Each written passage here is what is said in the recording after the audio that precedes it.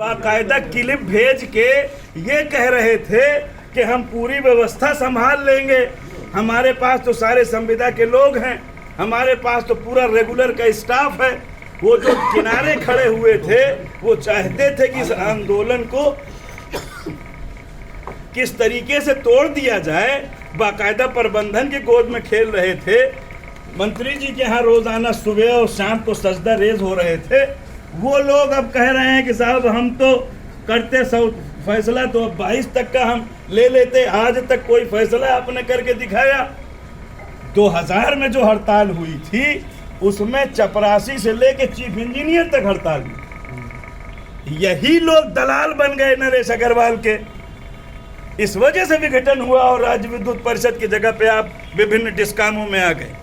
अगर ये अपने ईमान को न बेचे होते तो आज राज्य विद्युत परिषद होता। किस मुंह से लोग ये बात कह रहे हैं?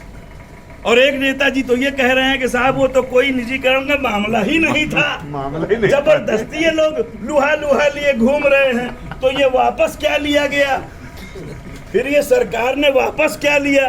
और आप जो ये लोग कह रहे थे कुछ नहीं कर सकते और काम नहीं करते हैं बिजली के मजदूर, 2 दिन काम नहीं किया तो उत्तर प्रदेश में 23 करोड़ लोगों को ये पता लग गया कि बिजली का आदमी काम नहीं करता तो क्या स्थिति।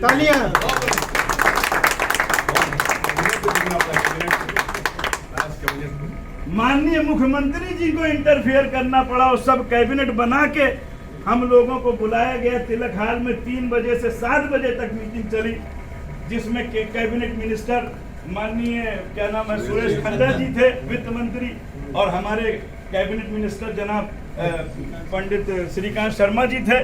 मैं तो बधाई देना चाहता हूं श्रीकांत शर्मा जी को कि 5 तारीख को ही उन्होंने हम लोगों से समझौता कर लिया था, लेकिन मात्र सिर्फ चेयरमैन साहब के अड़ने से पता नहीं हो क्यों अड़ गए, ये नहीं मुझे पता लगा। ये बिला वजह 24 घंटे तकलीफ झेलनी पड़ी हमारे उत्तर प्रदेश के लोगों को, जिसका हमें खेद है।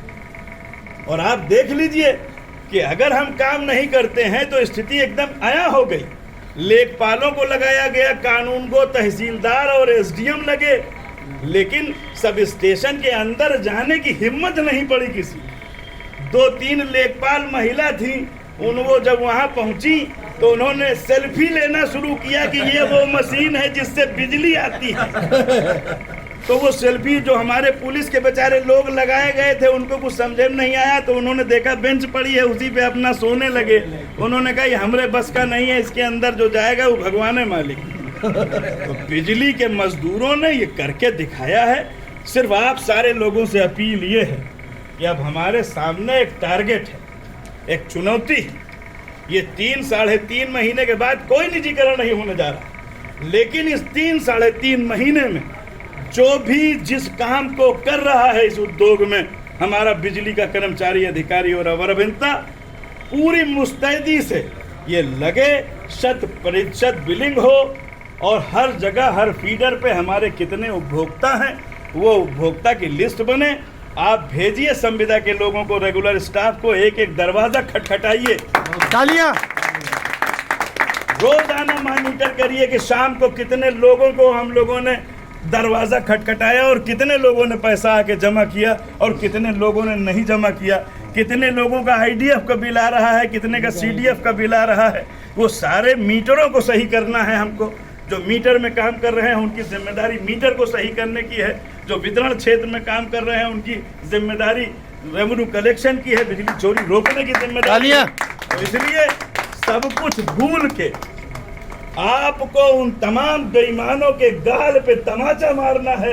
इन 3-3.5 महीनों में इतनी मेहनत करके दिखा दीजिए कि लोगों को लगे कि वाकई में अगर ये निजीकरण कर रहे हैं तो ये जुल्म कर रहे हैं 23 करोड़ अवाम के साथ, किसान के साथ, मजदूर के साथ, कर्मचारी के साथ। इसलिए मैं आप सारे लोगों से अपील करता हूँ कि ये सेलिब्रेशन का टाइम नहीं है कि हम एक दूसरे को सेलिब्रेट करें, ये संकल्प लेने का समय है। हम सारे लोग संकल्प लें कि हर आदमी जो भी जिसको काम दिया गया है इस उद्योग में, श्रमिक से लेके और चीफ इंजीनियर तक, पूरी मुस्तैदी से अपनी ड्यूटी का निर्वहन करे। इंशाअल्लाह रिजल्ट 1 महीने में ही आपको दिखाई देगा। और वो रिजल्ट जब दिखाई देगा तो हम कहने लायक होंगे सरकार से कि ये सुधार करके हमने दिखाया है। इसलिए आप निजीकरण कर रहे हैं तो ये बेईमानी, क्योंकि अगर इनका मकसद घाटे के वजह से निजीकरण होता तो पांडिचेरी का तो जो लाइन लॉस है वो 8% है। क्या नाम है आपके चंडीगढ़ का लाइन लॉस जो है वो 9% है। तो 8% लाइन लॉस और 9% लाइन लॉस इतने बड़े उद्योग के लिए एक बहुत आम सी बात, एक साधारण सी बात, छोटा नंबर 10%, क्योंकि जनरेशन से ट्रांसमिशन में और ट्रांसमिशन से जब डिस्ट्रीब्यूशन में जाती है बिजली तो इतना 10-15% का ह्रास होता है बिजली। और बिजली कोई ऐसी चीज नहीं है कि जिसको हम रख लेंगे और कल इस्तेमाल करें। जितनी बिजली ट्रांसमिशन लाइन में जनरेशन से आती है वो सारी बिजली हमको खपत में देनी। ये उद्योग बेहतरीन तरीके से चले, हमारे किसानों को सही समय पे बिल मिले और बिजली मिले, गरीब आवाम परेशान न हो। इस सब का ख्याल रखते हुए हम लोगों को संकल्प लेना है और इस संकल्प को अपने साथियों तक पहुंचाएं।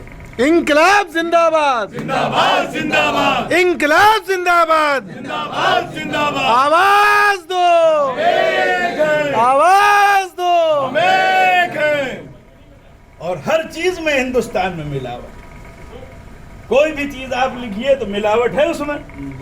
लेकिन मैं 100% बिजली देता हूं। अगर हमारी बिजली में किसी को गड़बड़ी हो तो वो तार पे हाथ रख ले, उसको अंदाजा हो जाएगा कि असली है कि नकली है, मिलावट है कि प्योर है।